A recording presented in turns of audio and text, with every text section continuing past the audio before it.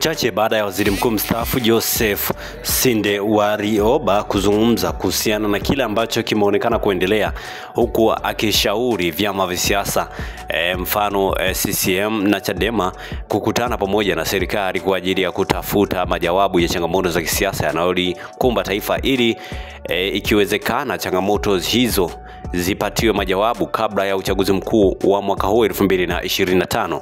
Jumatatu Mei 5, 2025, CCM imejitokeza kuzungumza namna ilivyoupokea ushauri huo. Nikizungumza kwenye mkutano wa ziara ya kikazi mkoani Morogoro alipokuwa kwenye jimbo la Morogoro Kusini Mashariki, Morogoro vijijini, katibu wa NEC itikadi, uenezi na mafunzo wa CCM CPA Amos Makalla amesema licha kwamba chama hicho tawala nchini kimepokea ushauri huo, lakini kwa sasa hakiwezekani kutekeleza kwa sababu wao hawana mgogoro wote na Chadema kama inavyoelezwa. Badala yake kwa sasa wako kwenye mahusiano mazuri.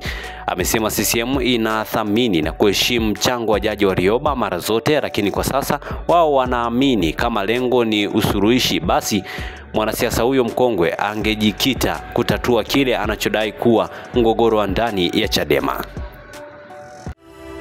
Asante kwa kuifuatilia Baharia TV. Usisahau kulike, kusubscribe, kucomment na kushare.